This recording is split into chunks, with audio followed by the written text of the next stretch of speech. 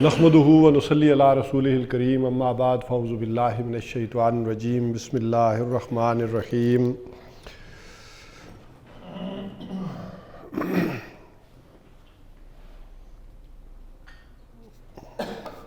یا ایھا الذین آمنوا اذکروا نعمت اللہ علیکم اذ جاءتکم جنود فارسلنا علیہم ریحا وجنودا لم تروھا وکان اللہ بما تعملون بصیرا اذ جاءوکم من فوقکم ومن اسفل منکم واذ زاغت الابصار وبلغت القلوب الحناجر وتظنون باللہ الظنونا ہنالک ابتلی المؤمنون وزلزلوا زلزالا شدیدا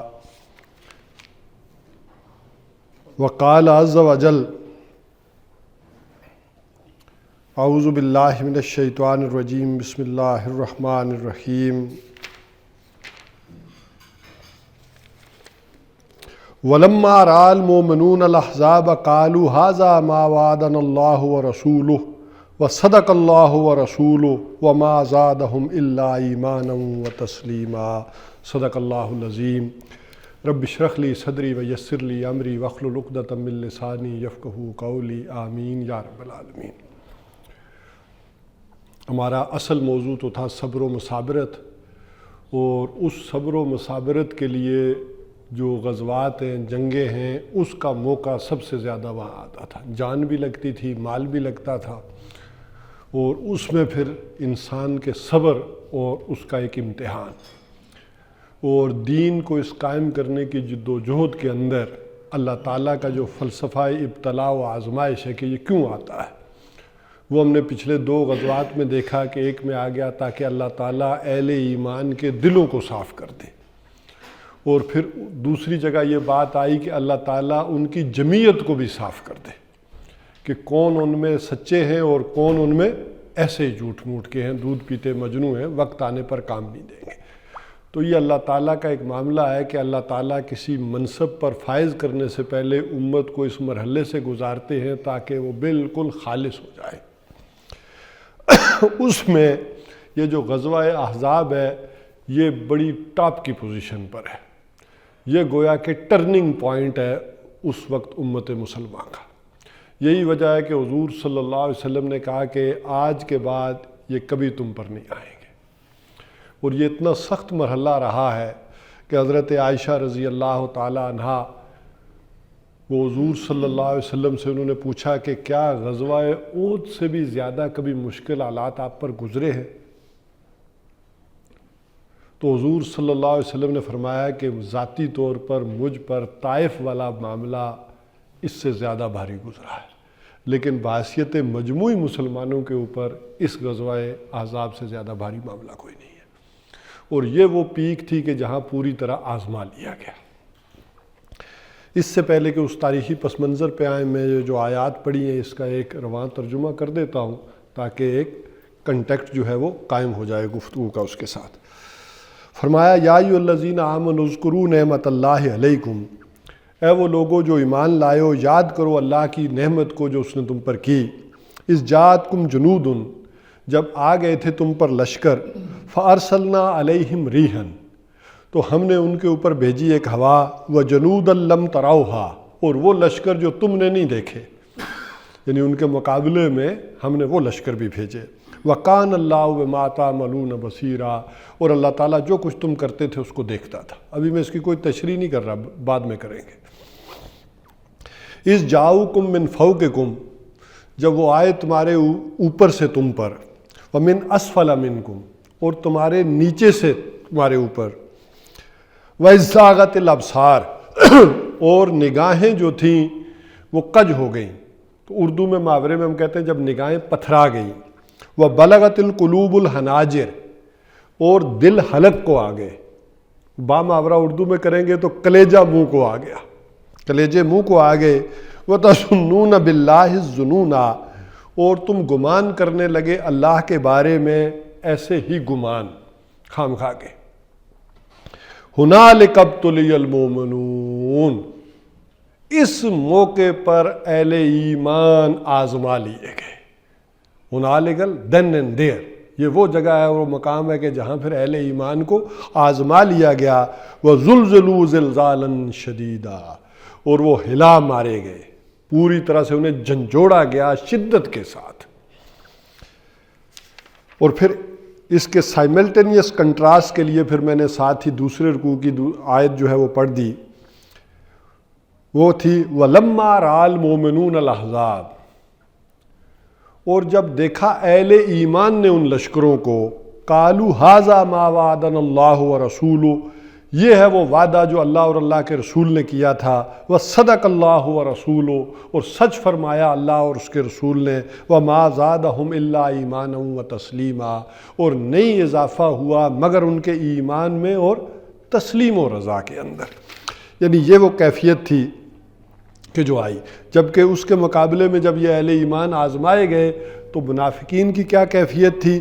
وَيَقُولُ الْمُنَافِقُونَ وَالَّذِينَ فِي قُلُوبِهِم مَرَضٌ، اور جب کہنے لگے یہ منافق اور جن کے دلوں میں بیماری ہے، فی قلوبہم مرض، وہ سورہ بقرہ کے شروع میں جو آ جاتا ہے، جن کے دلوں میں ابھی یہ کمزوری تھی، ما وعدنا اللہ ورسولہ الا غرورا، کہ نہیں وعدہ کیا تھا اللہ اور اس کے رسول نے مگر دھوکہ دیا. ہمیں سبز باغ دکھائے تھے اور یہ ہمارے ساتھ کیا ہو گیا، اس کی تفصیلات ہم دیکھیں گے. بہرحال یہ دونوں واقعہ ایک ہی تھا لیکن اس کی کیفیات مختلف ہے ہر ایک کے لیے. غزوہ احد کے اندر جو ایک ساکھ مسلمانوں کے اندر ان کی بنی تھی پورے جزیرہ نمائے عرب کے اندر غزوہ بدر کے نتیجے میں، کہ 70 بڑے بڑے سردار مارے گئے، 70 جو ہے وہ ان کے قید ہو گئے، تو ایک پورا رعب اور دبدبہ قائم ہو گیا جزیرہ نمائے عرب کے. وہ معاملہ بالکل الٹا ہو گیا اگلے ہی سال غزوہ احد کے اندر. وہاں 70 جو ہے وہ مسلمانوں کے جو ہے وہ شہید ہو گئے، اور اتنے ہی کوئی زخمی بھی ہو گئے یا اس سے زیادہ ہو گئے. اور اسی طرح خود حضور صلی اللہ علیہ وسلم مجروح ہو گئے. یہ جو کیفیت پہنچی ہے تو اس نے گویا کہ جو بحیثیت مجموعی مسلمانوں کا مورال تھا اس کو پست کر دیا. بحیثیت مجموعی کہہ رہا ہوں، اس میں وہ بھی تھے کہ وہ صادق الایمان تھے کہ جنہیں کوئی اس کا اثر ہی نہیں ہوا ہوگا، وہ اپنے ان چیزوں پر قائم رہے ہوں گے کہ ٹھیک ہے یہ اللہ تعالیٰ کی طرف سے تھا، ہم نے اپنی پوری کوشش کی. لیکن بحیثیت مجموعی ایک تو مورال پست ہوا اور جو ہوا تھی وہ اکھڑ گئی.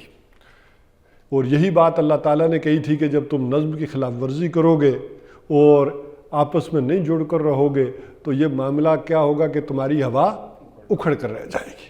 لہٰذا وہ جو رعب اور دبدبہ قائم ہوا تھا وہ ختم ہوا. اچھا، حضور صلی اللہ علیہ وسلم نے اگلا 1.5 برس اس پوزیشن کو لانے کے لیے بڑی سخت جدوجہد اور محنت کی. یہی وجہ ہے کہ وہ میں نے پچھلا واقعہ آپ کو سنایا تھا کہ جس رات یعنی 7 کو وہ معرکہ ہوا ہے سوال سن 7 میں، اور وہ پوری رات آپ مدینہ میں آ کر سوئے نہیں بلکہ ان اسباب پر غور کرتے رہے. اور اسی میں اچانک ایک چیز آپ کے سامنے آئی کہ اگر قریش واپس پلٹے تو کیا ہوگا. لہٰذا سن 8 میں آپ نے صبح اٹھتے ہی اعلان کیا کہ جو چل سکتا ہے چلے. اور پھر اس میں بھی وہ جو شریک تھے وہی جا سکتے ہیں. اور حضور صلی اللہ علیہ وسلم وہ مختصر جمعیت لے کر آپ صلی اللہ علیہ وسلم نے تقریباً 8 میل تک مکے سے باہر کا سفر کیا، مدینے سے. اور ادھر ابو سفیان بھی جو تھے وہ بھی 30 میل دور جا کر انہیں احساس ہوا کہ ہمیں یہ کام ادھورا نہیں چھوڑنا چاہیے تھا، یہ ختم کر دینا چاہیے تھا. بہرحال وہ میں نے واقعہ سارے آپ کے تفصیل میں بتائے تھے. تو اس کو بھی کہتے ہیں غزوہ حمراء الاسد. تو یہ بھی گویا کہ ساکھ کو برقرار کرنے کے لیے حضور صلی اللہ علیہ وسلم نے کیا کہ قریش پلٹے بھی تو ان کے لیے کوئی یہ نہ ہو کہ کوئی سمجھے کہ مسلمان نرم چارہ ہوں گے، کوئی آگے سے ریزسٹنس نہیں ہوگی. تو آئے. لیکن ہوا یہ کہ یہ خبر عالم عرب میں پھیل گئی، اور پھیلی تو پھر بہت سارے لوگوں کو یہ ہوا کہ کیوں نہ ہم بھی ٹرائی کریں، کیا پتہ ہمارے ہاتھ یہ موقع لگ جائے. تو آپ کو معلوم ہے کہ مدینہ کے جو ہے نا ایک طرف مشرق اور مغرب، یہ جو مغرب والا ایریا ہے ادھر ہے بحیرہ احمر، ریڈ سی. اس کے نیچے یہ جو علاقہ جو ہے وہ تہامہ کا یہ جو کہلاتا ہے حجاز، اور پھر یہ تہامہ. اور مشرق کی سائڈ پر یہ جو صحرائی علاقہ ہے یہ سارا نجد کا علاقہ کہلاتا ہے. تو ادھر سے پھر نجد کے علاقے سے بنو اسد جو تھے انہوں نے پلاننگ کی کہ ہمیں مدینہ کے اوپر چڑھائی کرنی چاہیے. یہ گویا کہ محرم سن 4 میں یہ واقعات ہوئے کہ شوال میں تو یہ والا معاملہ ہو گیا غزوہ احد والا، اور اگلے سال ہی سن 4 میں محرم میں یہ واقعہ پیش آیا کہ آپ کو اطلاع ملی. آپ کا انٹیلیجنس کا نظام بڑا گویا کہ پختہ تھا. حضور صلی اللہ علیہ وسلم کو کہیں بھی کوئی حرکت ہو رہی تھی تو اس کی خبر آ جاتی تھی. لہذا جو ہی آپ کو معلوم ہوا تو آپ نے ابو سلمہ کو جو ہے وہ نوجوان دے کر بھیجے کہ بنو اسد کی خبر لو. اور یعنی یہ پریمپٹ کیا آپ نے اس حال میں کہ ابھی یہ زخم لگے ہوئے ہیں اور یہ اگرچہ 2-3 ماہ ہو چکے ہیں، لیکن آپ کو جو ہی اطلاع ملی انتظار نہیں کیا کہ وہ حملہ کرے، بلکہ آپ نے پریمپٹ کیا اور ابو سلمہ کو بھیجا رضی اللہ تعالی عنہ کو کہ جا کر ان کی خبر لو. اور وہ بہرحال گئے ہیں اور پھر انہوں نے جا کر ان کو بے خبری میں پھر جو ہے وہ گھیراؤ کیا ہے اور ان کا قلعہ کما کیا اور مال و اسباب بھی ہاتھ آیا واپس. اتنے میں وہ پہنچے ہیں تو چند دن بعد مغرب سے خبر آئی کہ بنی حذیل بھی ٹرائی مارنے کی کوشش کر رہے ہیں. وہ بھی پلاننگ کر رہے ہیں کہ کیوں نہ مدینہ پر ہم بھی چڑھائی کریں اور کچھ نہ کچھ ہاتھ آئے. تو وہاں آپ نے ابو عبداللہ بن عبیدہ کو بھیجا کہ جاؤ اور ان کی خبر لو. یہ 2 سریے ہیں جو آپ صلی اللہ علیہ وسلم نے بھیجے ہیں. تو یہ سن 4 محرم میں واقعات ہوئے اور انہوں نے جا کر ان کی خبر بھی بنی حذیل کی خبر بھی لی ہے. اتنے میں یہ ہوا کہ پھر یہ مغربی سے عزیل اور قاریہ کے لوگ جو ہے وہ کچھ حضور صلی اللہ علیہ وسلم کی خدمت میں حاضر ہوئے اور کہا کہ ہم سیکھنا چاہتے ہیں کہ آپ کا دین کیا ہے، کیا تعلیمات ہیں، کس طرح ہیں. تو کچھ لوگ ہمارے ساتھ کیجئے تاکہ جو ہمارے قبائل میں چلیں اور ان کو جو ہے وہ تعلیم جو ہے وہ دے سکیں. تو حضور صلی اللہ علیہ وسلم نے جس طرح مدینہ والوں نے ریکویسٹ کی تھی تو آپ نے حضرت مصعب بن عمیر کو اور عبداللہ ابن ام مکتوم کو بھیجا. 10 صحابہ آپ نے ان کے ساتھ روانہ کیے کہ جا کر انہیں قرآن کی تعلیم دو، پڑھاؤ، سمجھاؤ. وہ 10 وہ لے کر گئے اور 10 میں سے پھر انہوں نے 8 کو تو شہید کر دیا اور 2 کو جن میں حضرت خبیب بھی ہیں ان کو مکہ والوں کے ہاتھ بیچ دیا کہ ان سے اپنا انتقام لو. بہرحال وہ واقعات آتے ہیں کہ کس طرح وہاں ان کو پھر درختوں کے ساتھ باندھا گیا، لٹکایا گیا، ہر کوئی جا کر نیزے کی آنیاں چبھو رہا ہے، کوئی پتھر مار رہا ہے، کوئی کیا کر رہا ہے. تو ایک دن ابو سفیان نے حضرت خبیب سے پوچھا کہ آج تو تمہارا دل چاہتا ہوگا کہ تمہاری جگہ محمد ہوتے یہاں پر صلی اللہ علیہ وسلم. تو انہوں نے کہا نہیں، 1000 جان بھی ہوتی تو میں یہ کبھی نہ چاہتا، میں چاہتا میرے ساتھ ہو آپ صلی اللہ علیہ وسلم کے ساتھ. تو یہ ایک وہ ایمان کی ہے. بہرحال انہیں بڑی اذیتیں دے دے کر پھر ان 2 کو مارا. اتنے میں یہ ہوا ہے کہ پھر ادھر مشرق سے نجد کی طرف سے ایک سردار آئے ہیں ان قبائل میں سے بڑے، اور انہوں نے آ کر حضور صلی اللہ علیہ وسلم سے ریکویسٹ کی کہ آپ ہمارے ساتھ بھی، نجد کا بہت بڑا علاقہ ہے، بے شمار قبائل ہیں، تو آپ ہمارے ساتھ کچھ لوگوں کو بھیج دیجئے جو آپ کے دین کی تعلیمات ہمیں سمجھائیں اور پہنچائیں. اور وہ اتنی بڑی تعداد میں انہوں نے ڈیمانڈ کی کہ اتنے قبائل، اتنے لوگ، تو 100 افراد حضور صلی اللہ علیہ وسلم نے ان کے گرد. تو حضور نے کہا مجھے اندیشہ ہے. یہ سفر میں دونوں واقعات ہوئے، یعنی سن 4 سفر میں، کہ مجھے اندیشہ ہے کہ ان کی جان کو خطرہ نہ ہو. ظاہر ہے اس میں فقرائے صحابہ بھی گئے ہیں، کچھ اور صحابہ جو تھے ان کے ساتھ روانہ ہوئے جو ذرا کام کاج میں بھی ان کی خدمت کیا کرتے تھے، فقرائے صحابہ کی جو اصحاب صفہ تھے. تو بہرحال 100 صحابہ کو نہیں، 70 صحابہ کو لے کر وہ گئے اور بیر مونا کے پاس جا کر انہوں نے وہ جو بھی پلاننگ ترتیب دی ہوئی تھی بنی عزیل کے ساتھ ان کے حوالے کیا، اور ان میں سے 68 جو تھے وہ انہوں نے شہید کر دیے. ایک ان میں سے اس طرح بچے کہ انہیں مردہ سمجھ کے لاشوں میں وہ چھوڑ گئے تھے. وہ بعد میں ہوش آیا، زخمی حالت میں نکلے ہیں اور پھر وہ مدینہ پہنچے، غزوہ خندق تک زندہ رہے. اور ایک ان میں سے انہوں نے منت مانی ہوئی تھی، ایک آدمی نے کسی واقعے کی وجہ سے کہ اگر میں ایک غلام آزاد کروں گا، تو ایک صحابی کو انہوں نے پھر وہ اس وجہ سے زندہ چھوڑ دیا کہ اس کی چوٹی مونڈی بال جو بھی اس زمانے کا طریقہ کار تھا کہ یہ غلام آزاد کیا ہوا ہے، ان کو انہوں نے آزاد کر دیا. تو یعنی 70 میں سے 68 وہاں ہوئے. تو یہ بہت بڑا دھچکا تھا جو نبی اکرم صلی اللہ علیہ وسلم کو لگا ہے، یعنی اس سفر کے مہینے کے اندر کہ یہ معاملہ جو ہوا. پھر اس کے بعد ربیع الاول میں یعنی سن 4 میں یہ جو بنو نذیر ہیں ان کا واقعہ ہوا ہے.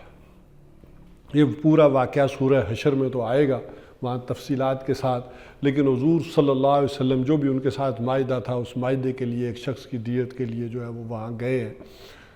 تو وہاں پر انہوں نے پلاننگ کی حضور صلی اللہ علیہ وسلم کے قتل کی کہ یہ ٹھیک ہے باہر بیٹھے ہیں تھڑے پہ. تو حضور صلی اللہ علیہ وسلم نے ان سے مطالبہ کیا کہ جو بھی ہوا ہے معاملہ اس کی تم دیت ادا کرو.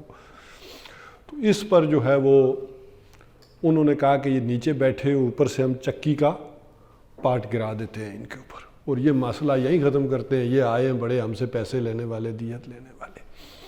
ان میں سے جو ایک عالم تھے انہوں نے کہا دیکھو جو تم کر رہے ہو اس کی انہیں خبر ہو جائے گی. بہرحال وہی ہوا، جبریل نے آپ کو بتا دیا اور آپ اچانک اٹھے ہیں. خود حضرت ابوبکر صدیق رضی اللہ تعالیٰ عنہ اور حضرت عمر کہتے ہیں کہ ہمیں بھی سمجھ میں نہیں آئی کہ آخر حضور کو کیا ہو گیا. وہ ابھی اندر گئے ہیں مشورہ کر کے کچھ لانے کو اور یہ چل پڑے. تو حضور صلی اللہ علیہ وسلم تیزی سے وہاں سے نکلے ہیں ان کے یعنی گھڑی سے، ان کے محلے سے، اور آئے اور آپ صلی اللہ علیہ وسلم نے آ کر اعلان کیا کہ بنو قریظہ کا محاصرہ کر لیا جائے. بنو نذیر کا، قریظہ کا بنو نذیر کا جو ہے وہ محاصرہ جو ہے وہ کیا ہے. اور پھر اس پر وہ جو بھی میں نے کہا سورہ حشر جب ہم کبھی پڑھیں گے تو وہاں تفصیلات سے وہ واقعات آئیں گے. تو بہرحال وہاں پھر جو فیصلہ ہوا ہے پھر وہ بے دخل کیے گئے کہ ایک آدمی جو بھی اونٹوں پر اپنے اونٹوں پر جو بھی لاد کے لے جا سکتا ہے نا سامان وہ لے کر نکل جائے. تو بہرحال 600 اونٹوں پر وہ لے کر سامان نکلے ہیں. ظاہر بات ہے کہ 500-700 سال سے وہ وہاں آباد تھے. ان کی وہ کہتے ہیں کہ خوبصورت کڑیاں اور دروازے اور کشیدہ کاریاں کی ہوئی اور وہ اکھاڑ کر وہ لے جا رہے تھے، بلکہ یہ بھی کر رہے تھے کہ پیچھے ان کے کام نہ آئے صحیح سلامت تاکہ اس کو تباہ و برباد کر کے نکلیں. اور مسلمانوں نے بھی ان کا ساتھ دیا کہ کرو ہم بھی گروانے میں تمہارا ساتھ دیتے. بہرحال وہ وہاں سے نکلے اور گئے. بہرحال ربیع الاول کے اندر پھر جمادی یہ یہود قبیلہ تھا؟ جی اصل میں مدینہ کے اندر 2 تو تھے نا، اوس اور خزرج، اور 3 قبیلے جو تھے یہ یہودی قبیلے ہیں. تاریخی اعتبار سے بڑی کنٹروورسی ہے کہ یہ کہاں سے آئے، کیوں آئے. یہ لاسٹ ٹرائب آف بنی اسرائیل ہیں یا مصر سے رہ گئے تھے. بہرحال یہ یہاں آئے اسی لیے تھے آخری نبی کی امید پر آئے تھے، ان کی تلاش میں اور رائے حق کی تلاش میں آ کر یہاں آباد ہوئے تھے. ویسے تو اوس اور خزرج کے بارے میں بھی یہ کہا جاتا ہے کہ یہ یمنی تھے پرانے. جب یمن میں وہ سد معارب ٹوٹا ہے، جسے قرآن سیل ارم کے نام سے کہتا ہے نا کہ وہ جو ان کا بڑا بند تھا ٹوٹا ہے اور تباہی اور بربادی پھری ہے یمن میں، تو اوس اور خزرج اس وقت آ کر آباد ہوئے ہیں مدینہ کے اندر. اور پھر یہ 3 قبیلے بعد میں، اصل سن آف دی سائل تو اوس اور خزرج تھے، لیکن سائڈوں پر یہ 3 قبیلے یہودیوں کے بھی، بنو قینقاع، بنو نذیر اور بنو قریظہ. بنو قینقاع کا معاملہ تو غزوہ بدر کے بعد ہوا ہے اور بنو نذیر کا معاملہ جو ہوا ہے وہ احد کے بعد، اور بنو قریظہ کا معاملہ پھر یہ غزوہ احد یہ خندق کے بعد پھر آپ کو سمجھاؤں گا کہ وہاں اس وقت یہ معاملہ پیش آیا. بہرحال آپ نے یہ ربیع الاول میں تو یہ واقعہ پیش آیا. جمادی الاولیٰ میں آپ صلی اللہ علیہ وسلم نے نجد کی طرف پیش قدمی کی تاکہ وہ جو 70 صحابہ کا معاملہ ہوا تھا اس کا بدلہ لیا جائے. تو آپ صلی اللہ علیہ وسلم صحابہ کو لے کر خود نجد کے صحرا میں نکلے ہیں، لیکن کوئی قبیلہ پھر مقابلے کے لیے نہیں آیا، وہ بھاگ دوڑ گئے. یہ دیکھیں یہ ساری اٹیمپٹ ہو رہی ہے کہ اس ساکھ کو دوبارہ سے برقرار کیا جائے جو بھی مسلمانوں کی ایک قائم ہوئی تھی. لیکن نجد میں آپ نے دور تک سفر کیے لیکن کوئی قبیلہ، کوئی جو بھی ہے دستہ سامنے نہیں آیا، سب بھاگ دوڑ گئے. پھر اس کے بعد تقریباً 6 ماہ آپ کو آرام اور سکون کے ملے ہیں.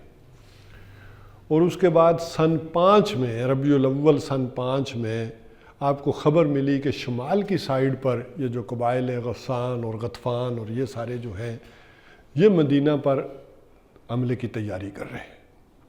لہٰذا آپ صلی اللہ علیہ وسلم نے یہاں بھی پریمپٹ کیا کہ اس سے پہلے وہ اپنی پلاننگ کریں اور آئیں. آپ صلی اللہ علیہ وسلم نے ادھر کوچ کا حکم دے دیا. یہ بھی غزوہ دومۃ الجندل کہلاتا ہے. اور آپ صلی اللہ علیہ وسلم اس شمالی علاقہ جات کی طرف پہنچے ہیں اور آپ نے وہاں سارا دورہ کیا، لیکن کسی قبیلے کے اندر یہ جرت نہیں ہوئی کہ آپ کے مقابلے میں آئے، اور آپ صلی اللہ علیہ وسلم وہاں سے پھر ربیع الاول میں پھر واپس آئے۔ اب یہ معاملہ ایک اور ہوا ہے کہ اب آ جائیے غزوہ احزاب کا، یعنی یہ غزوہ احزاب سے یا غزوہ خندق سے یہ سارے پہلے کے واقعہ ہیں، جن میں 2 دردناک واقعات یہ جو ہے سن 4 صفر میں ہوئے ہیں کہ ایک طرف 10 صحابہ کا معاملہ اور ایک طرف 70 صحابہ کا معاملہ جو ہوا ہے، یہ حضور صلی اللہ علیہ وسلم کہ آپ سمجھ سکتے ہیں کہ طبیعت پر کس قدر گراں گزرا ہوگا۔ بہرحال یہ جو بنو نذیر جو گئے ہیں یہاں سے شمال کی طرف، یہ جو خیبر کا علاقہ ہے، یعنی شمال ذرا آپ دیکھیں تو یہ مکہ، یہ مدینہ، اور سیدھے فرنٹ میں شام، یہ تبوک کی طرف سیدھی لائن کریں گے تو یہ ادھر آ جائے گا۔ تو ادھر یہ خیبر کے علاقے میں یہ جا کر آباد ہوئے۔ تو خی ابن اخطب جو تھا اس نے پھر ایک اٹیمپٹ کی، وہ مکہ گیا ہے، بلکہ اس سے پہلے یہ ہوا کہ غزوہ احد میں ابو سفیان جب واپس گئے ہیں تو انہوں نے ایک چیلنج کر کے گئے تھے کہ انشاءاللہ اگلے سال جو ہے وہ ملاقات بدر میں ہوگی، یعنی بدر میں ہم آئیں گے اصحاب چکتا کرنے۔ تو اس پر حضور صلی اللہ علیہ وسلم 1 ماہ پہلے ہی بدر چلے گئے سن 4 میں، یہ بیچ میں واقعہ چھوڑ آیا تھا، اور آپ نے جا کر تقریباً 1 ماہ وہاں قیام کیا۔ شعبان میں ہی آپ وہاں نکل گئے، رمضان وہاں گزارا، اور قریش کو ضرورت نہیں ہوئی کہ مکہ سے نکل کر آئے۔ تو بہرحال یہ خفت بھی قریش کے اوپر تھی کہ چیلنج ہم نے کیا اور حضور صلی اللہ علیہ وسلم بدر میں آ بھی گئے اور ہم نہیں جا سکے۔ تو خی ابن اخطب نے، بلکہ یہ خی سے مجھے یاد آیا، ہم یہ کہتے ہیں نا حی علی الصلاح حی علی الفلاح، تو عربی کی اس ٹرم کو بھی سمجھیں۔ جو لوگ تھوڑی بہت ہی جانتے ہیں وہ سمجھتے ہوں گے کہ عربی میں کسی کو بلانا ہو تو کیا کہتے ہیں؟ ٹال، ٹال، آ جاؤ۔ ہاں اچھا، اس کو سمجھیں کہ وہ کسی نے واقعہ ایک نقل کیا تھا، میرے اب نظر سے مجھے یاد نہیں آ رہا، کہ میں نے پڑھا تھا کہ وہ ایک خاتون نے نا شاپنگ مال میں بچے کو پہلے بلایا تال، ٹھیک ہے، وہ کوئی کھلونوں میں ادھر لگ گیا، وہ نہیں آیا، پھر اس نے ایک اور کوئی عربی کا لفظ بولا، پھر جب وہ نہیں آیا تو اس نے کہا ہائی، ادھر آتے ہو یا نہیں، زبردستی باز میں پکڑا ہائی۔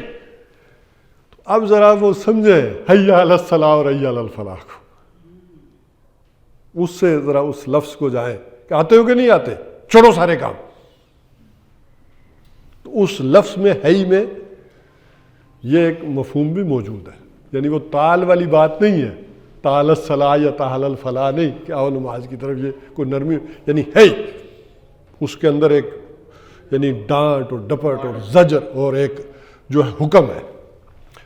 بہرحال خی ابن اخطب جو ہے تقریباً 20 افراد لے کر گیا ہے یہ مکہ، اور اس نے ابو سفیان کو قائل کیا کہ تم بھی نکلو، ادھر سے میں بنو غطفان کو جو ہے وہ نجد کے علاقوں سے ان کو اکٹھا کرتا ہوں، وہ بھی حملہ کرتے ہیں، اور شمال سے ہم آئیں گے، اور اس طرح مدینہ کے اوپر مکمل چڑھائی کرتے ہیں۔ بہرحال اس نے قائل کر لیا، اور ابو سفیان 4000 کا لشکر لے کر پھر مدینہ کی طرف چلے۔ اسی طرح جا کر پھر اس نے نجد کے جو قبائل تھے بنو غطفان وغیرہ، اس میں بڑے بنو اسد، بنو قاریہ اور یہ بنو سلمہ، یہ بے شمار جو نجد کے قبائل تھے، ان کو بھی پھر خی ابن اخطب نے اکٹھا کیا اور ان کو بھی آمادہ کیا کہ وہ آئے، کہ 3 اطراف سے ہم اس طرح سے مدینہ کی طرف آئیں گے، اور خود شمال سے اس نے کہا کہ ہم ذرا حملہ کریں گے۔ تو اس ساری صورتحال کو ذرا دیکھیں کہ قرآن حکیم کیا بیان کر رہا ہے۔ اب ذرا ان آیات کا ہم ترجمہ کر لیتے ہیں جو ہم نے پڑھی۔ یا ایھا الذین آمنوا اذکروا نعمت اللہ علیکم، اے لوگو جو ایمان لائے ہو، یاد کرو نعمت اللہ، اللہ کی نعمت کو، علیکم جو تم پر ہوئی ہے، اس احسان کو ذرا دیکھو۔ اذ جاءتکم جنود، جب آئے تم پر لشکر، فارسلنا علیہم ریحا، تو ہم نے بھیجی ان کے اوپر ایک ہوا، وجنودا لم تروھا، اور وہ لشکر بھیجے کہ جو تمہیں نظر نہیں آئے، تم نے نہیں دیکھا انہیں. وَقَانَ اللَّهُ بِمَا تَعْمَلُونَ بَصِيرًا، اور اللہ تعالیٰ جو کچھ تم کرتے تھے دیکھتا تھا.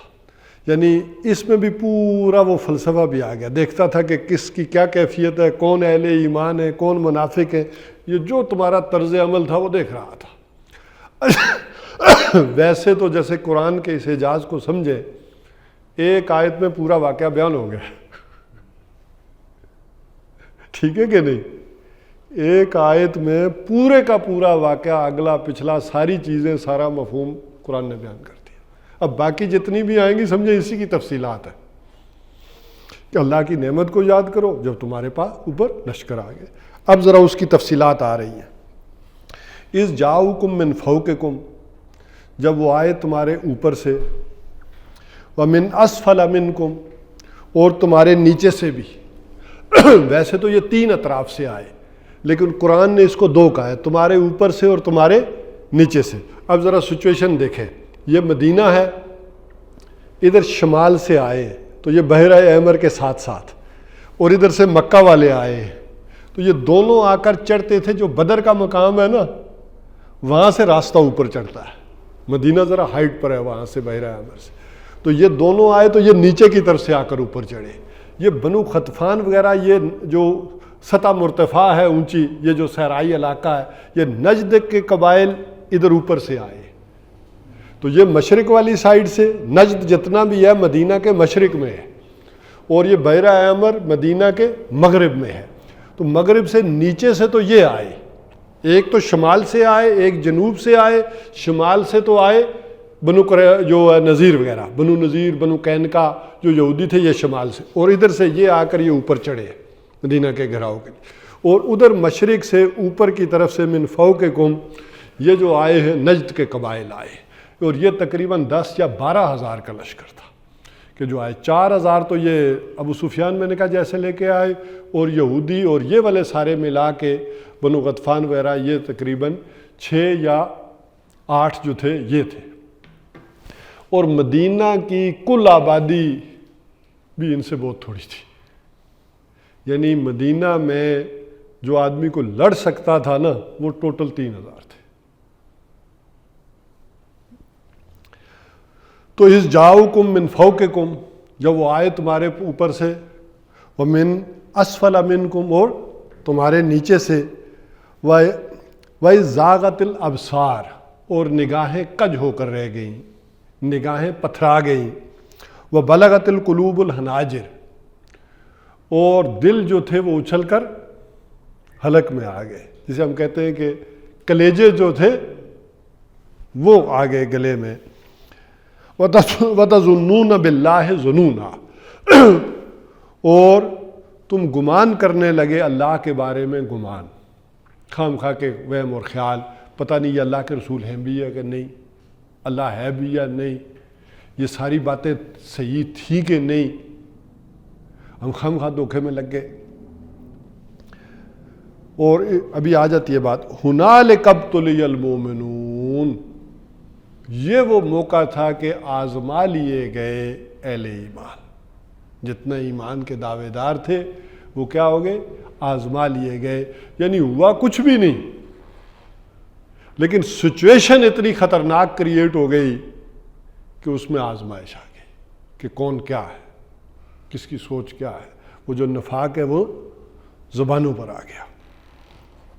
وَزُلْزِلُوا زِلْزَالًا شَدِيدًا، اور وہ ہلا مارے گئے، جھنجھوڑے گئے، بڑی شدت کے ساتھ جھنجھوڑے گئے. اس سچویشن کا بھی ذرا اسی میں آیات پڑھیں گے تو ایک آ جائے گا تصور. وَإِذْ يَقُولُ الْمُنَافِقُونَ وَالَّذِينَ فِي قُلُوبِهِمْ مَرَضٌ، اور جب کہنے لگے منافق اور وہ لوگ کہ جن کے دلوں میں بیماری تھی. ایک وہ تھے کہ جو تو پکے ٹھکے منافق تھے، ایک یہ کمزور ایمان والے. یہ منافق نہیں تھے لیکن ان کی باتوں میں آ کر یہ بھی بہہ گئے. ما وعدنا اللہ ورسولہ الا غرورا، نہیں تھا وعدہ اللہ کا، نہیں تھا وعدہ، ما وعدنا، نہیں تھا وعدہ اللہ نے جو ہم سے کیا، ورسولہ، اور اس کے رسول نے، الا غرورا، مگر کیا تھا؟ دھوکا. اور یہ بات وہ واقعات میں آتی ہے کہ اس وقت لوگوں نے کہے کہ انہوں نے ہمیں سبز باغ دکھائے تھے، ظاہر ہے حضور صلی اللہ علیہ وسلم نے کچھ باتیں کی کہ مجھے کیسر و کسریٰ کی کنجیاں دے دی گئی ہیں، کیسر و کسریٰ تمہارے قدموں میں ہوں گے، یہ حضور صلی اللہ علیہ وسلم نے باتیں کی تھی، تم ان کی سلطنتوں کے مالک ہو گے۔ اب وہ کہہ رہے تھے کہ یہ تو انہوں نے ہمیں سنہرے خواب دکھائے تھے، اور اب حال یہ ہے کہ یہ روایت میں آتا ہے کہ باہر قضائے حاجت کے لیے جانا بھی، رفع حاجت کے لیے جانا بھی ممکن نہیں رہا۔ ظاہر ہے کوئی اس زمانے میں کوئی اٹیچ بات تو نہیں تھے، باہر دور ویرانے میں جانا پڑتا تھا، تو ہم تو وہاں نہیں جا سکتے تھے۔ یہ کیا کیا؟ یہ انہوں نے ہمیں دھوکے سے مروا دیا سبز باغ دکھا کے۔ وَإِذْ قَالَتْ طَائِفَةٌ مِّنْهُمْ، اور ان میں سے بعض وہ گروہ بھی تھے، وہ لوگ بھی تھے، یا آل یثرب، انہوں نے کہا اے اہل یثرب، لا مقام لکم، آج تمہارا کوئی مقام نہیں ہے، آج تم کھڑے نہیں رہ سکتے، آج تمہاری کوئی حیثیت نہیں رہے گی۔ یثرب چونکہ مدینہ کا پرانا نام یثرب تھا، بعد میں اسے نبی کا شہر مدینۃ النبی، پھر ہوتے ہوتے یہ مدینہ کا لفظ جو ہے وہ رہ گیا۔ فرجعو، تو لوٹ جاؤ، آج تمہاری کوئی حیثیت نہیں، تم کہاں مقابلہ کر سکتے ہو۔ ایسے لوگ بھی تھے جنہوں نے ان کو باقی لوگوں کو یا فرجعو زمانی ہے، اس میں یہ بھی ہے کہ جنگ سے لوٹ جاؤ، اور یہ بھی ہے کہ مرتد ہو جاؤ، یہ چھوڑو ایمان کا چکر اور ان کے ساتھ مل جاؤ۔ وَيَسْتَأْذِنُ فَرِيقٌ مِّنْهُمُ النَّبِيَّ، اور ان میں سے ایک گروہ ان میں سے وہ بھی تھا کہ جو نبی صلی اللہ علیہ وسلم سے اجازت طلب کر رہا تھا، اور وہ کیا کہہ رہا تھا؟ یقولون ان بیوتنا عورا، وہ کہتے تھے کہ ہمارے گھر جو ہے وہ ان پروٹیکٹڈ ہے۔ یہ عورا، یہ اسی سے عورت بھی بنا ہے، یعنی عورت کیوں کہتے ہیں؟ عورت وہ شے کہ جسے پروٹیکشن کی ضرورت ہے، اسی سے یہ، اور یعنی گھر ہمارے کیا ہیں؟ ان پروٹیکٹڈ ہیں، انہیں پروٹیکشن کی ضرورت ہے، تو ہمیں تو اجازت دیجئے جا کے ہم گھروں کی حفاظت کریں۔ اچھا ذرا سوچو، بھلا ایسے ہوتا ہے جہاں ایک اجتماعیت ہو، نظم ہو، وہ ایک آدمی جا کے گھر کی حفاظت کرے گا؟ یہ وہ ایک ڈسپلن ہوتا ہے، ادارہ ہوتا ہے، وہی سارا بندوبست کر رہا ہوتا ہے، تو ہمیں تو آپ اجازت دینا، ہم تو اپنے گھروں کا جا کے بندوبست کریں، حالانکہ حضور صلی اللہ علیہ وسلم نے کیا ہوا تھا۔ اچھا یہ سچویشن ٹاپ پہ تب پہنچی ہے، اب ذرا پھر اس کو دوبارہ سے ساری صورتحال کو ذرا ریئلائز کر لیں کہ یہ مدینہ کے دو طرف مشرق اور مغرب میں یہ آتشی چٹانیں ہیں، ان پر گھوڑے، اونٹ، یہ نہیں، انہیں ہررا کہتے تھے، اس کے اوپر وہ نہیں چل سکتے تھے۔ اچھا ادھر اگر دیکھیں تو یہ شمال کی طرف یہ اود کے پہاڑ وغیرہ ہے، جنوب میں یہ تھا کہ بنو قریظہ کا قلعہ تھا، ان کی گڑیاں، حویلیاں، پھر باغات، کسی فوری لشکر کا ان باغات میں سے یوں بھاگ کر اچانک حملہ وہ بھی ممکن نہیں تھا، اور ابھی تک جو تھے بنو قریظہ جو تھے وہ معاہدے پر قائم تھے، لیکن یہاں آخری مرحلے پر جا کر خی ابن اخطب نے ایک اور چال چلی کہ اس نے جا کر بنو قریظہ کے سردار کو قائل کرنے کی کوشش کی کہ تم بھی ہمارے ساتھ مل جاؤ اور رکب سے حملہ کرو۔ اس میں ہوا یہ کہ یہ دو تین اطراف جو تھے، ادھر سے تو یہ پروٹیکٹڈ تھا مدینہ، یہ جو ہے نا اور اس کے جو مشرق والی سائیڈ ہے وہ ذرا دیکھیں گے تو یہاں ایک خلا ہے، اور چونکہ حضور صلی اللہ علیہ وسلم کی انٹیلیجنس تو بڑی یعنی مرتب تھی، تیز تھی، تو آپ کو معلوم تو ہو گیا تھا کہ یہ سارے حملہ کرنے آ رہے ہیں، لہٰذا آپ نے مشاورت طلب کی اور اس میں سارا جو بھی ڈسکشن ہوئی، اور اس میں حضرت سلیمان فارسی رضی اللہ تعالیٰ عنہ کے مشورے سے وہاں خندق کھودی گئی، اور وہ خندق والا معاملہ یہ تھا کہ عرب اس سے ناواقف تھے کہ یہ کیا بلا ہے، اس کی تو وہ تیاری کر کے ہی نہیں آئے ہوئے تھے کہ خندق کیسے پاٹنی ہے، لہٰذا باقی جگہوں سے وہ گھوڑے یا اس طرح سے آ نہیں سکتے تھے، پچھلی طرف وہ بنو قریظہ تھے، ادھر یہ خندق کی عجیب صورتحال انہیں سامنا کرنا پڑ گیا کہ یہ کیا شے آ گئی ہے ہمارے راستے میں، تو اب وہ رک سے گئے، اور حضور صلی اللہ علیہ وسلم کی جو 3000 کی نفری سی وہ خندق کے اس طرف آپ صلی اللہ علیہ وسلم نے وہ آپ نے دیکھی ہوں گی وہ 7 مساجد، اب تو وہ شاید اکٹھی بھی کر دی ہیں انہوں نے، بنا دی ہیں، تو اس طرف سارے تعینات تھے، تو وہ تو انہیں پار کرنے نہیں دے رہے تھے، تیر تلوار نیزے وہ ہوتے تھے، کوئی کوشش بھی کرتا تھا، یہی ٹرائی ہوتی رہتی تھی۔ اور آپ اس سارے واقعے میں دیکھ لیں کہ کل 16 آدمی اس جنگ میں کام آئے، 6 مسلمان شہید ہوئے ہیں اور 10 کفار میں سے، اور تقریباً مہینہ یہ معاشرہ رہا، مہینے کی جد و جہد میں اتنا ہوا۔ تو اس صورتحال سے ظاہر ہے وہ بھی تنگ آ گئے۔ تو حی ابن اخطب نے جا کر قائل کیا بنو قریظہ کے سردار کو کہ تم عقب سے حملہ کرو، تم عقب سے حملہ کرو گے، یہ رخ تمہاری طرف کریں گے تو ہم خندق پار کر کے آ جائیں گے، حملہ کریں گے۔ تو اس نے کہا نہیں، محمد ہمارے ساتھ بالکل ٹھیک ہے، ہمارا معاملہ صلی اللہ علیہ وسلم کے ساتھ بالکل ٹھیک چل رہا ہے، ہمیں کوئی مسئلہ نہیں ہے، کوئی کچھ نہیں ہے، اور اگر بعد میں ہوا تو ہمارا جو اشر ہوگا ہم جانتے ہیں، لہذا ہم اس کے لیے نہیں۔ بہرحال حی ابن اخطب نے اس سے کہا کہ کب کرو گے؟ اب یہ بچیں گے تو کرو گے، تم دیکھ نہیں رہے میں سارا عرب لے آیا ہوں، مکہ والے بھی آ گئے ہیں، قریش سارے آ گئے ہیں، بنو غطفان آ گئے ہیں، ہم بھی آ گئے ہیں، اور تم بھی تھوڑی سی ہمت کرو، اگر عقب سے تم آ جاؤ تو یہ معاملہ ختم ہو جائے گا، تم ڈرتے کیوں ہو؟ اب یہ خبر بھی حضور صلی اللہ علیہ وسلم کو ظاہر اطلاعات مل رہی ہیں، پہنچ رہی ہیں، اور اس میں آپ نے عورتوں بچوں کا جو بھی انتظام کیا تھا، اصلاً وہ حویلی بھی جو تھی وہ ادھر بنو قریظہ کی طرف ہی تھی، اسی اینڈ کی طرف، یعنی پیچھے کی طرف، بیک کی طرف موجود تھی، اور حضور صلی اللہ علیہ وسلم نے وہ بندوبست بھی کیا ہوا تھا۔ وہ واقعات آپ نے حضرت صفیہ والے، یہودی والے اور حسان بن ثابت والے پڑھے ہی ہوں گے۔ تو اب حضور صلی اللہ علیہ وسلم نے ایسا نہیں تھا کہ ان کے گھر بالکل کھلے پڑے تھے، وہ سارا بندوبست کیا ہوا تھا ان کی حفاظت کا، چیزوں کا۔ بہرحال اس میں ایک واقعہ یہ بھی ہوا کہ اس سارے میں جہاں خدائی تدبیریں تھیں، زمینی واقعہ یہ بھی ہوا کہ قبیلہ اشجع سے حضرت نعیم، جسے ہم کہتے ہیں نعیم بھی بولا جاتا ہے اور نعیم بھی، تو حضرت نعیم جو تھے وہ ایمان لے آئے، تو وہ حضور صلی اللہ علیہ وسلم کے پاس حاضر ہوئے اور انہوں نے کہا کہ حضور میں ایمان لے آئے ہوں، ابھی نہ میرے قبیلے والوں کو پتہ ہے اور نہ کفار کو پتہ ہے، تو میرے لائق کوئی خدمت ہے تو مجھے بتائیں کیا کریں۔ تو حضور صلی اللہ علیہ وسلم نے کہا کہ کسی طرح یہ جو بنو قریظہ کا اور ان کا اتحاد ہو رہا ہے نا، ہماری پیٹھ ننگی ہو رہی، اس میں کچھ کر سکتے ہو تو کرو۔ اس میں پھر وہ ظاہر تعلقات تھے، دعا سلام تھی وہاں، تو حضرت نعیم جو ہے وہ چلے گئے بنو قریظہ کے پاس، اور انہوں نے کہا کہ دیکھو معاملہ یہ ہے کہ یہ قریشیں چلے جائیں گے، یہ معاملہ نپٹے گا، تم نے یہیں رہنا ہے، اور وہ اگر چلے گئے اور کوئی معاہدہ ہو گیا، کوئی جنگ ہوئی، کوئی انہیں شکست ہوئی، تو پیچھے تمہارا معاملہ تو ان کا نہیں، ہمیں نہیں چھوڑ کر جائیں گے۔ انہوں نے کہا نہیں، میرا مشورہ یہ ہے کہ تم ان سے کوئی 7-8 آدمی جرمال مان لو، اس طرح وہ جانے سے پہلے پوچھ کے جائیں گے، مشورہ کریں گے، تم اتحاد کر رہے ہو ان کے ساتھ تو کوئی ضمانت تو لو نا، تم نے یہاں رہنا ہے، وہ اگر شکست بھی ہوتی ہے بھاگ کے چلے گئے، اپنے گھروں کو چلے جائیں گے، تم کہاں جاؤ گے؟ تو ضمانت کے طور پر لے لو، تاکہ وہ کوئی بھی اقدام کریں تو تم سے پوچھیں، جانے سے پہلے پوچھیں، کوئی تمہاری حفاظت کا بندوبست کرے۔ انہوں نے کہا کہتے تم ٹھیک ہو، وہ راضی ہو گئے۔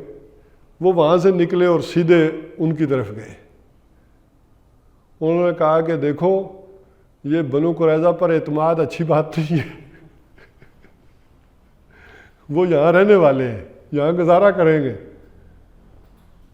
تو وہ ہو سکتا ہے حضور صلی اللہ علیہ وسلم سے سودا ہی کر لیں تمہارے بارے میں، اور تم سے دیکھ لینا نا، تمہارے پر اعتماد کوئی نہیں ہے، تم سے وہ یرغمالی مانگیں گے، 8 سرکردہ آدمی مانگیں گے، ہو سکتا ہے وہ آدمی حضوری کو دے دے اور پھر تمہیں معاملہ یہی کرنا پڑ جائے۔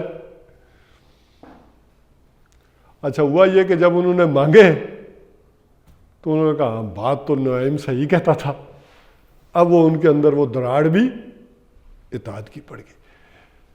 اور ادھر یہ اللہ تعالیٰ کی طرف سے یہ ہوا کہ یہ جو کہا گیا کہ سخت آندھی چلی، سخت آندھی اور طوفان آیا، وہ بڑی بڑی دیگیں جو ظاہر ہے 10-12 ہزار کا آدمی کے لیے کھانا پکنا بندوبست، وہ آج کے دور میں بھی ذرا دیکھیں تو کتنا مشکل ہے، جتنی اتنی فیسلٹیز ہیں۔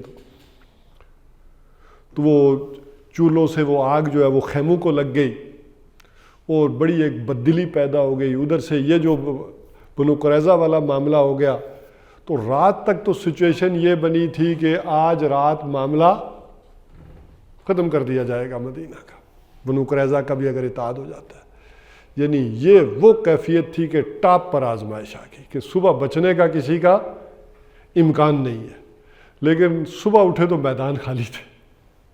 ابو سفیان نے کہا کہ اس صورتحال میں ہم اور نہیں کر سکتے، آخر رسد چاہیے، سامان چاہیے، کھانا پینا، مہینہ ہو گیا.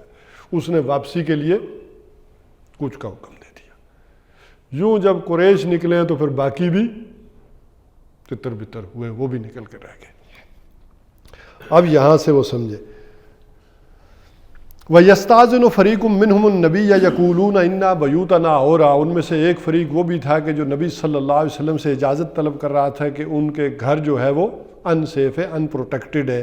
وَمَا هِيَ بِعَوْرَةٍ، حالانکہ وہ ان پروٹیکٹڈ نہیں تھے، کھلے ہوئے نہیں تھے. إِن يُرِيدُونَ إِلَّا فِرَارًا، وہ نہیں چاہ رہے تھے مگر اصل میں فرار، بھاگنا چاہ رہے تھے. وَلَوْ دُخِلَتْ عَلَيْهِمْ مِنْ أَقْطَارِهَا، اور اگر بالفرض مدینہ کے اطراف میں سے کوئی ان کے اوپر داخل ہو جائے، ثم سئلوا الفتنہ، اور پھر ان سے پوچھے، انہیں فتنے میں مبتلا کر دے. یہاں فتنے سے مراد ہے کہ ایمان پہ رہتے ہو یا نہیں، یہی ہے نا فتنہ، آزمائش. وہ پوچھے ان سے اور وہ آزمائش پہ مبتلا کر دے. لا اتوہا وما تلبسوا بہا الا یسیرا، تو یہ اس کو فوراً ایکسیپٹ کر لیں گے مگر تھوڑی دیر کے لیے. ہو سکتا ہے سوچے کہ یار ہم ایمان تو لائے تھے، ان کے ساتھ رہے تھے، تعلقات تھے، ہو سکتا ہے کوئی تھوڑی دیر کے لیے سوچے، لیکن ان کے لیے یہ بڑا آسان ہوگا کہ سارے پلٹ جائیں. وَلَقَدْ كَانُوا عَهَدُ اللَّهَ مِن قَبْلُ، حالانکہ اس سے پہلے وہ وعدہ کر چکے تھے اللہ سے. بلکہ اس میں اس بات کی طرف بھی اشارہ ہے کہ عبداللہ ابن ابی نے بعد میں معافی مانگ لی تھی کہ آئندہ ایسا نہیں کروں گا. وہ جو غزوہ احد سے واپس آیا تھا اور غزوہ احد کے واقعات کے بعد اس نے حضور صلی اللہ علیہ وسلم سے کہا تھا کہ نہیں، آئندہ میرا پکا وعدہ ہے اللہ اور اللہ کے رسول سے کہ ہم پیچھے نہیں ہٹیں گے. تو اس طرف بھی ہے اور ویسے بھی کسی نے کلمہ پڑھ لیا وہ بھی وعدہ ہے، دونوں طرف ہو سکتی ہے بات. لا یولون الادبار، کہ وہ واپس نہیں پھریں گے، پیٹھ نہیں دکھائیں گے، حالانکہ اس سے پہلے وہ وعدہ کر چکے تھے. وَقَانَ عَهْدُ اللَّهِ مَسْئُولًا، اور جو اللہ تعالیٰ کا وعدہ ہے اس کی باز پرس اور پوچھ ہو کر رہے گی. قُل لَن يَنفَعَكُمُ الْفِرَارُ، اے نبی ان سے کہہ دیجئے کہ تمہیں ہرگز فائدہ نہیں دے گا یہ فرار، یہ بھاگنا یہاں سے. ان فررتم من الموت، اگر تم بھاگنا چاہتے ہو موت سے، او القتل، یا قتل ہونے سے، مارے جانے سے. وَإِذًا لَّا تُمَتَّعُونَ إِلَّا قَلِيلًا، اور تم کتنا فائدہ اٹھا لو گے. چلو بچ بھی گئے تو موت تو آ کر رہنی ہے نا، مگر بہت تھوڑا، کتنا عرصہ اور زندہ رہ لو گے. قُلْ مَنْ ذَا الَّذِي يَعْصِمُكُم مِّنَ اللَّهِ، اور پھر کون ہے جو تمہیں اللہ تعالیٰ سے بچائے گا؟ جانا تو اسی کے حضور ہے، کہاں بچ کر جاؤ گے. ان اراد بکم سوءا، اگر وہ تمہارے بارے میں ارادہ کرے کوئی برا، او اراد بکم رحمہ، یا تمہارے بارے میں وہ کوئی ارادہ کرے رحم والا، رحمت والا. ولا یجدون لهم من دون اللہ ولیا ولا نصیرا، تو تم نہیں پاؤ گے اللہ کے بدون، یعنی اللہ کے علاوہ نہ کوئی اپنا کارساز اور نہ کوئی مددگار. قد یعلم اللہ المعوقین منکم والقائلین، اللہ تعالیٰ خوب جانتا ہے ان لوگوں کو کہ جو منع کرتے تھے، معوقین منع کرنے والوں کو بھی، والقائلین لاخوانہم ہلم الینا، اور وہ جو قائل کرتے تھے اپنے ان بھائیوں کو کہ تم بھی آ جاؤ ہمارے پاس، یہ جنگ ونگ میں نہ جاؤ. منع کرتے تھے اور جو چلے گئے تھے ان کو بھی کیا کر رہے تھے؟ قائل کرتے تھے کہ تم واپس آ جاؤ. ولا یاتون الباس الا قلیلا، اور خود ان کا معاملہ کیا تھا؟ یہ لڑائی میں نہیں جاتے تھے مگر بہت کم، بس ذرا چہرہ دکھانے کو، جیسے نہیں کہتے حاضری لگ جائے کہ ہم بھی موجود ہیں، گھوم پھر کر حضور صلی اللہ علیہ وسلم کے سامنے گئے اور واپس آ گئے کہ ہم بھی محاذ پر موجود ہیں. تو خود ان کا طرز عمل یہ ہے. اشقۃ علیکم، یہ تمہارے معاملے میں بڑے بخیل ہیں کہ تمہیں کوئی خیر، کوئی بھلائی وہ نہ پہنچ جائے. فَإِذَا جَاءَ الْخَوْفُ، اور پھر جب آ جاتی ہے کوئی خوف کی بات، رأیتہم ینظرون، یہ ایسے لوگ ہیں کہ دیکھتے ہیں آپ کی طرف اس نظروں سے، الیک تدور اعینہم کالذی یغشی علیہ من الموت، کہ وہ شخص کے جس کی نگاہیں یعنی موت سے چکرا رہی ہوں، یعنی جیسے موت کے چکر آ رہے ہوں ان نگاہوں سے آپ کی طرف دیکھتے ہیں۔ کوئی خوف کی خبر آ گئی کہ وہ انہوں نے کہیں باؤنڈری کراس کر لی ہے، خندق سے آگے ہیں، پتہ چلا کہ وہ ابن ود جو پہلوان ہے، جو 100 آدمیوں پہ مکہ میں مشہور تھا کہ یہ 100 آدمیوں کے برابر ہے، جسے حضرت علی رضی اللہ تعالیٰ عنہ نے قتل کر دیا، کہ بھائی وہ کراس کر کے ارلی سائڈ پہ آ گیا ہے، تو کوئی خوف کی خبر آتی تو ان کے اوپر گویا موت کی بے ہوشی اور غشی طاری ہو جاتی۔ یہ ایسے آنکھوں سے آپ کو چکراتی آنکھوں سے دیکھتے۔ فَإِذَا ذَابَ الْخَوْفُ، اور وہ جب خوف کی کیفیت چلی جاتی کہ حضرت علی نے تو اسے قتل ہی کر دیا، وہ آیا تھا اور کسی کو ہمت ہی نہیں ادھر آنے کی، سَلُقُوكُمْ بِأَلْسِنَةٍ حِدَادٍ اِدَادٍ، تو ان کی زبانیں ہو جاتی ہیں ایسے جیسے لوہے کی۔ یہ عربی کا محاورہ ہے کہ بِأَلْسِنَةِ حِدَاد کہتے ہیں لوہے کو، بِأَلْسِنَةِ حِدَاد لوہے کی، اس کو اردو محاورے میں کہتے ہیں کہ ان کی زبانیں کینچی کی طرح چلتی تھی۔ اس وقت تو موت کی بے ہوشی طاری ہو جاتی تھی، اور جب وہ خوف کی خبر گئی اب وہ زبانیں کینچی کی، ہم یوں کر دیتے، ہم مار دیتے، ان کی جرت کیسے ہوئی آنے کی، ہم تو فلاں کر دیتے، وہ ہوتا ہے جیسے۔ تو ادھر خبر ملے کہ چڑھ آئیں گے بے ہوش، اور جو ہی پتہ چلا کہ وہ گئے، انہوں نے بڑھ چڑھ کر کیا کرنے شروع کر دیے، بڑھ کے مارنی شروع کر دی۔ وہ جسے کہتے ہیں نا تھوتھا چنا باجے گنا، خوب بڑھ کے ماری۔ اشقۃ علی الخیر، یہ مال کے بڑے لالچی، انہیں پتا تھا کہ مال غنیمت ملے گا، یہ فتح ہونے والی ہے، تو اب ذرا خوب کہ ہم یوں کر دیتے، ہم وہ کر دیتے۔ اولئک لم یؤمنوا، یہ وہ لوگ ہیں جو ایمان نہیں لائے۔ فاحبط اللہ اعمالہم، اللہ نے ان کے اعمال حبط کر لیے۔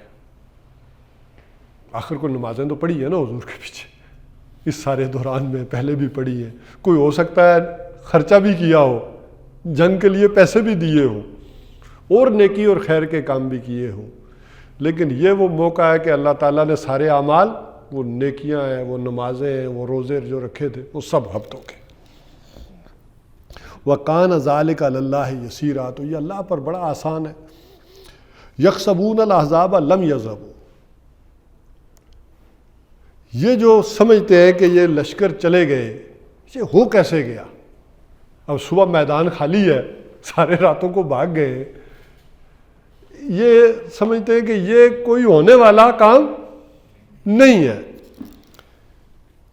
وَإِن يَأْتِ الْأَحْزَابُ، اور اگر وہ بالفرض لشکر لوٹ کر آئیں واپس، يُوَدُّوا لَوْ أَنَّهُمْ بَادُونَ فِي الْأَعْرَابِ، یہ چاہیں گے کہ بادیہ نشینوں میں، صحرا نشینوں کے اندر ادھر نکل جائے، مدینہ میں نہ رہے۔ یہ جو موقع ملا ہے، ٹائم پیریڈ ملا ہے کہ فوجیں نہیں نظر آ رہی ہیں، تو یہ چاہیں گے کہ اس ٹائم میں یہ یہاں سے نکل جائیں، اور کیا کریں، یسألون عن انبائکم، اور تمہاری خبریں پوچھتے رہیں کہ کیا حال ہے مدینہ کے، ٹھیک ہے یا نہیں ہے، یہ باہر نکل جائیں، اور اس موقع سے فائدہ۔ وَلَوْ كَانُوا فِيكُمْ مَا قَتَلُوا إِلَّا قَلِيلًا، اور اگر یہ تم میں ہوتے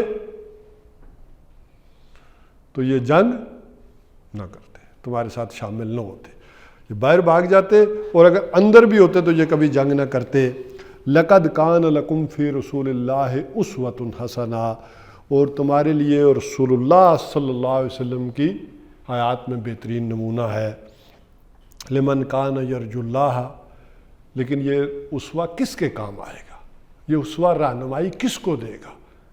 اس کے لیے شرائط رکھی گئیں، جس کسی کو امید ہو اللہ سے ملنے کی، اللہ سے ایک امید ہے تو اس کے لیے حضور صلی اللہ علیہ وسلم کا، جسے اللہ پر ہی یقین نہیں، آخرت پر ہی یقین نہیں، والیوم الآخرہ، اور آخرت پر یقین ہو، وذکر اللہ کثیرا، اور اللہ کو کثرت سے یاد کرے۔ اس آیت پر گفتگو انشاءاللہ العزیز میں اگلی دفعہ کروں گا کہ یہ کس کنٹیکس میں آ رہا ہے۔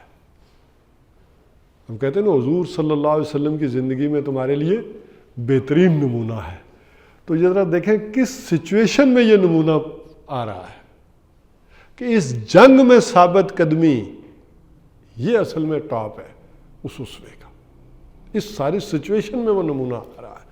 اور وہ واقعات پھر ساتھ آئیں گے کہ کیسے کیسے کس کس سچویشن میں حضور صلی اللہ علیہ وسلم سٹینڈ لے کر کھڑے ہیں، وہ چاہے بھوک ہے چاہے پتھر ہے، ان سارے واقعات کو سامنے رکھیں گے تو یہ اب اسوے کا پہلو ایک یہاں سامنے آئے گا۔ ہم نے اسوے میں پھر بہت ساری اور چیزیں رکھی ہیں، وہ بھی اسوے میں ہی ہیں، لیکن اصل شے یہاں ہے۔ بس یہ میں اس کی اگلی آیت پڑھ دیتا ہوں چونکہ اس کے متعلق ہے، تو اس پر گفتگو اگلی دفعہ سے یہاں سے شروع کریں گے۔ وَلَمَّا رَأَى الْمُؤْمِنُونَ الْأَحْزَابَ، اور جب دیکھا اہل ایمان نے ان لشکروں کو، قَالُوا هَذَا مَا وَعَدَنَا اللَّهُ وَرَسُولُهُ، یہی تو وعدہ تھا اللہ کا اور اس کے رسول کا، وَصَدَقَ اللَّهُ وَرَسُولُهُ، سچ فرمایا تھا اللہ اور اللہ کے رسول نے کہ وَلَنَبْلُوَنَّكُمْ بِشَيْءٍ مِّنَ الْخَوْفِ وَالْجُوعِ، تو یہ تو وعدہ تھا شروع سے ہی کہ یہ تو تمہیں آزمائیں گے، اور وہ آزمائش آئی ہے۔ وَمَا زَادَهُمْ إِلَّا إِيمَانًا وَتَسْلِيمًا، اور نہیں اضافہ ہوا مگر ان کے ایمان میں اور تسلیم و رضا میں، کہ جو حکم بھی اللہ کا آئے گا چاہے جو مرضی ہو جائے ہم وہ مانیں گے۔